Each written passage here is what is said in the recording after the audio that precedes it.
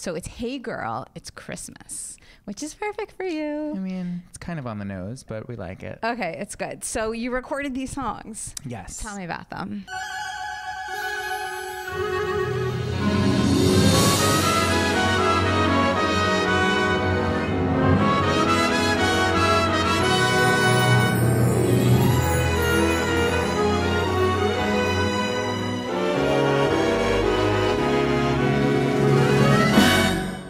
I'm fascinated with that process, by the way. Because when I watch your videos, I'm always thinking like, okay, so right now he's in a room by himself probably. Yes, usually. And so you don't have anybody to bounce anything off of, right? No. Are you totally solo when you make these things? Totally. It's me and my cat staring at me. Okay, so tell me about your room. And we were supposed to do a podcast. We were going to do it at your place. I know. I vacuumed. It was ready. I got sick though, so it's my fault. It's quite all right. You'll come back another time. Yes, for sure. But I mean, part of the thing is I was so excited. I'm like, I'm going to see the place where he does it, where the magic is. Yeah. So you have, what kind of equipment do you set up for yourself? It's kind of, it's a pretty basic setup. It's not that impressive technically. Yeah. Like people always want, like you say, they want to come see like my operation, and it's really, you know, it kind of just looks like that. I figured. Yeah. I figured it's like my equipment. Yeah. It's not a whole But nowadays big thing. you don't have to have like a big giant camera crew and like all this fancy stuff to make your art. So will you have a DSLR camera? Or video camera? You don't know what that is? I don't even know. Oh, okay, forget it. It's like it's sort of a high-end camcorder is what I've been using. I could probably upgrade, but it's the one I've been using for. I don't think you need to. I'm a little superstitious, and I like to stick with what I know. Yeah. So I have that, and then I have a little recording station with some paneling, and that's where I record the songs. And then I have a wall that's now painted in fancy green screen paint. Beautiful. For the first 5 years, it was me setting up like a green schmata in my living room. And now I've actually painted a wall green. So we're moving on. It works. Yeah. Whatever you're doing, it works. And I saw some of your old video clips too. And you can tell it was a little more rudimentary in terms of the technical gear. Right. But right now, you have nailed it. It's professional. Thank you. Good stuff. Well, I think that's sort of, it's still not, again, it's not much different as far as production from what it was in the beginning. It's a little more high end, but not much. I think that I have kind of honed the craft of post-production and the editing a little bit more. So you edit everything yourself too? Everything. Yeah. Nobody wants to work with me. Okay, but also I'm sure know you can control everything yourself, and I'm sure you have you know exactly what to. You know me very well. Yes, I am a control freak, and even collaborating on this Christmas album, Hey Girl, It's Christmas, was a little bit of a trip for me because I had to let other people into my creative process. And that was a good lesson because I'm not used to it. Yes. And I see you at the computer editing. I mean, I've never, but I can see you in my head at the computer editing, knowing exactly, no, I have to change this a little, or this has to go here, right? It's all you. And since your videos are so well received, like, why would you mess with that? Right. But this is a new project. It's something different. So you need to expand yourself a little. You need to, yes. And I'm hoping that I will eventually expand these videos into an even greater production, and you know, it will find a home maybe on a Netflix or an HBO or something like that, at which point they will likely team me with a group of people, and I welcome that, but I do have to start somewhere because this is a good start. Yeah. So let's talk about Christmas as a young Jewish boy, right? Yes. So when I heard that you were doing a Christmas album, I was like, okay, that's great. I'll ask him all about his Christmas traditions. And then I stopped myself midway. I was like, wait a minute, he's Jewish. Yeah. So what's up? Well, first of all, every great Christmas song, as we know, is written by a Jewish person. And it's funny, I looked at my CD on Amazon, and you know, when you scroll down to the bottom and it says, you know, all frequently bought with this item, and it was my Christmas album, Leah Michelle's Christmas album, and Idina Menzel's Christmas album. Amazing. All the Jews. I love it. And Barbara Streisand's Christmas album was a big one for me. So, and Mark Shaman is the Jew of life. So his joke was, you know, unless, you know, if it's not Christmas unless two Jews are writing a Christmas song in August. Okay, perfect. And but I bet you did it before August, though. We wrote it in August. You did. And yeah. Wait this was a minute. a shotgun Christmas album. Yeah. And it's November now. I know. Good for you. I'm so thrilled with how it came out already, but then when you consider how quickly we did it, I'm pretty proud of it. That you should be. And it's just, it's an extended EP technically. It's 7 tracks, so it's not like wasn't 15 tracks or anything, but still it's pretty good.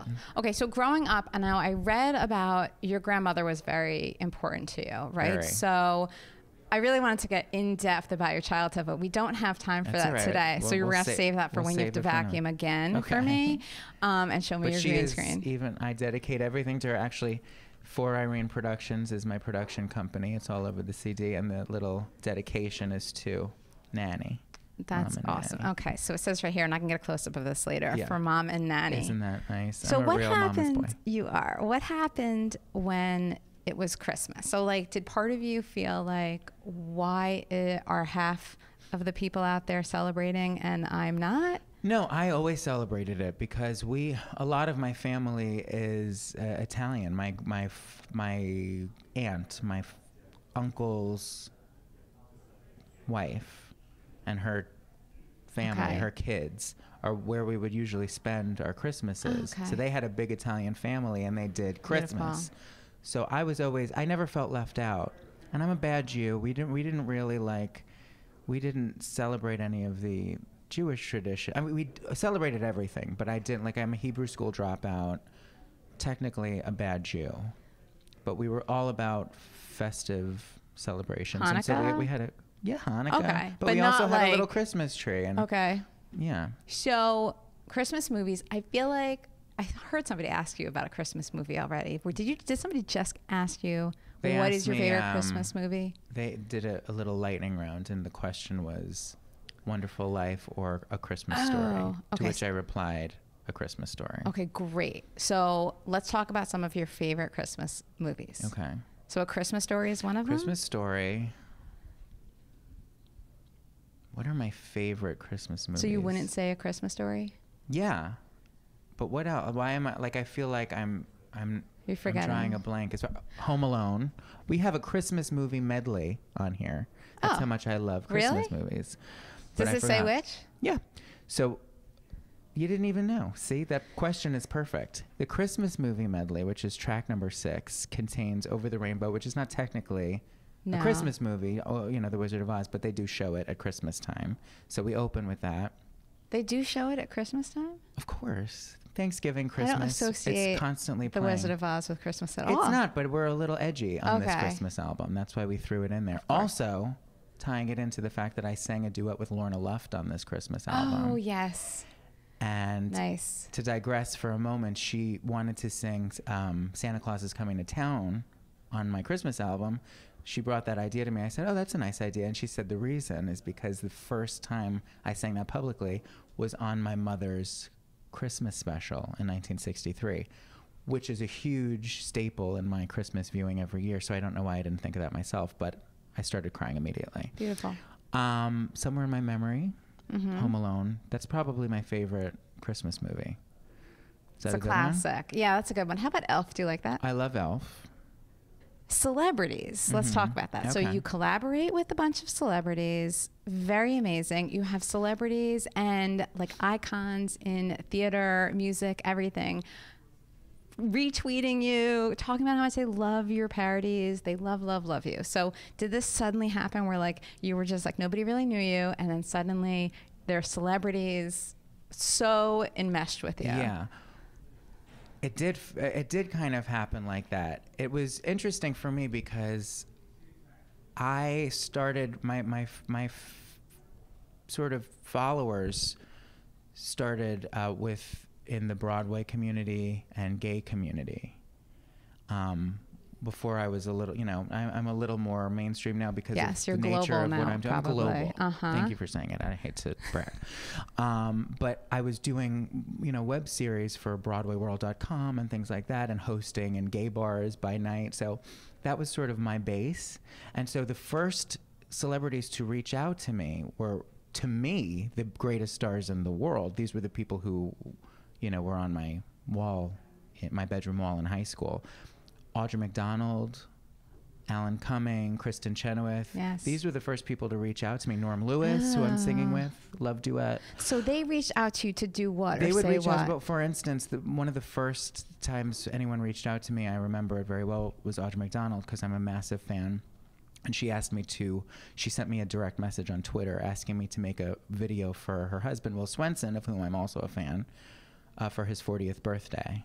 What did Alan Cumming ask you? Well, Alan Cumming, the first time I met him was when I was doing what you're doing now. And I think it might have been at SART or something. It was like we were at Sardi's or someplace like this, and I was working for BroadwayWorld.com as an interviewer. Aside from doing a web series for them, my comedic sort of own web series, I would also do red carpet events and things like that. So he was opening Macbeth or something on Broadway, and I was just in the press lineup, and I asked him my 2 questions, and before he went to the next person, he said, and I still have the video of this, he said, are you the guy who does those videos? And I was like, yes. And that, like, I mean, things like that really, and I have since been able to tell them this, those are things that really kept me going. Like, you know, when it's 3 o'clock in the morning and I'm editing stuff and you don't know if anyone's watching this, I would think of the time Audra McDonald sent me a DM and told me she was a fan, when Alan Cumming said this, when this one said that. These are things that really fuel my fire. So I'm very grateful to them on many levels. So right now it seems like it's just success after success after success for you. Like you are really rolling full speed. But there's got to be times when you're like you just said, when you're like, I just don't know. Like, is this going to last, or am I going to not be able to, like, imposter syndrome? Does that kick in ever still? I imagine it did at some point. Do you know what I mean by imposter syndrome? No, what does that mean so exactly? Imposter syndrome, and I think almost everybody suffers from it to a certain degree. People are going to find me out. It's when you think, it's like people are going to discover that actually I'm not talented, or I don't belong here, or whatever. Honey, you feel like an imposter. Did I tell you I'm Jewish? I wake up every day and go to sleep every night with dealing with that syndrome. Yes. Now, then, more now, more today, less tomorrow. It ebbs and flows, but that's, I think, just part of the human experience, and especially if you're a creative person anyway. I've come to terms with that's not going away, so I'm just trying to deal with it. But every single video I put out when I'm editing at 3 o'clock in the morning, before I hit send the next morning, to post it, I have said to myself, this is the one I'm not posting because it's not funny. I don't know what the hell I'm doing. And to edit yourself, first of all, is a very strange, unnatural experience. To sit for hours and stare at yourself, pay attention to every way you say a word or sing a note or whatever. It's really trippy. So that's already weird. And by the end of it, I'm like, I don't know who this guy is on the screen. I don't know. The jokes are not funny. They were funny when I would said them. I don't know what I'm doing now. I'm not posting it. But I've learned to shut that down. Okay. So you say, see it and you shut it. Yes. And I go with my initial instinct. If I thought the idea was funny at, 9 a.m. the morning before, then I say, this is the idea. I cement it. I write the script. I write the thing. I say, this is it. And then I take myself out of it as a creative, person with all of these sort of self-confidence issues. I don't allow that person to be a part of the sort of editing producer part of it. So, but yeah, I have it every single day. So that's good that you're able to do that. Yeah, it's a struggle, but you have to work on it every day. So, so was there a point where you see certain things that you do like on screen and you're like, I'm making that facial expression again, or whatever it is, where you had to get over that too? I had to get over that, but I've also grown to, appreciate myself more. Awesome. Appreciate any imperfections I see. And I've learned also through this process of, putting myself out there so much for years, I realized that a lot of it is in my own head, and things that I hate about myself, or moments that I hate are the moments oftentimes that other people enjoy. So I'm like, you really don't know where it's at. Right. Just try to trust your initial instinct and then shut up. Right. It's the vulnerability, and it actually works. Yeah. Yeah, yeah. So you don't show it to anybody before you post it? No, but not a soul sees it. No. Ooh, good That's for you. That's another superstition kind of thing. It's like I don't let anyone see a moment of it. Okay, very nice. So I'm going to ask you some questions that are a little bit more, sort of more lightning round-ish. They're just for fun. Okay. So if you could choose two celebrities to be your parents, who would you choose? Oh my God. I know you have wonderful family. Although your father, you did say, was that's Donald Trump. But let's not get into that. All right, so if you could choose two. I would never choose anyone other than my mother, but I would dump her in a minute if Barbara Streisand were available. Great. And then for my father, let's just say Norm Lewis, because I have severe daddy issues, but that's also another story. Okay. Not for the reasons you think. Last question. Yeah. Who do people think Randy Rainbow is? And is it the same or different than who Randy Rainbow really is? Oh, well, that's complex, too. I'm going to have an identity crisis right here on your show. Perfect. I think that it's interesting because the guy that they see in the videos is me, but it's a heightened version of reality. So that's something else I try to put out of my head. But I think and I hope that they see who I really am, but also with the understanding that it is, heightened for the screen and to make it interesting and sort of, because there are people who are interested in meeting me now, which I never had before, and I do have that thing of like I don't want to disappoint people. So sometimes I feel, if I didn't sleep the night before, or I'm just going to meet someone, I'm not doing a show, I kind of feel like I got to turn it on a little bit. Yeah. But I'm sort of becoming comfortable with letting that go too, and I find that people are happy to meet you as genuinely and as authentically as you can be. They appreciate that more than you putting on, a happy face and all that BS. I think that's true. And by the way, that's my whole viewpoint, my whole perspective as a podcaster too, is we love to watch you on screen. Very entertaining, but at the same time, we want to get to know who you really are. Right, and it's interesting because I'm such a fan of so many people that I get that concept. Yeah. But when you're on the opposite side of it, it doesn't occur to you. So you have to remind yourself, like they don't need to see me singing and dancing all the time. They want to see what's behind that, and so it's refreshing to sort of let that come out sometimes. Perfect. Yeah. Thanks, Randy. Thank you. What is your weirdest habit? My weirdest habit. Oh my God. Oh my God. My weirdest habit. Did I stump you? Yeah, I feel like I can't think of anything. Okay. Let's move on. Can you point me in a direction? Okay, so sometimes you do something when you're maybe alone that you wouldn't do if you knew people were watching.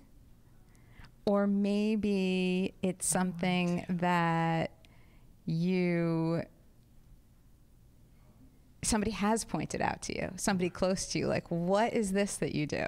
Oh my God. I feel like this is one of those that I just can't think of. All right, we're going to have to save that for another time. When you come over next time. What's the last thing you do before you go to sleep at night?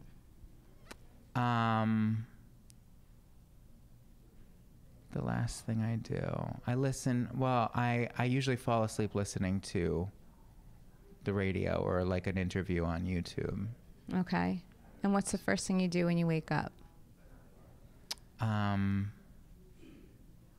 First thing I do is kiss my cat because his ass is right. Can I say ass? Yeah.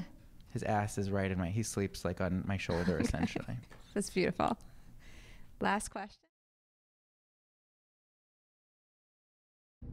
Setting up my equipment for Randy Rainbow.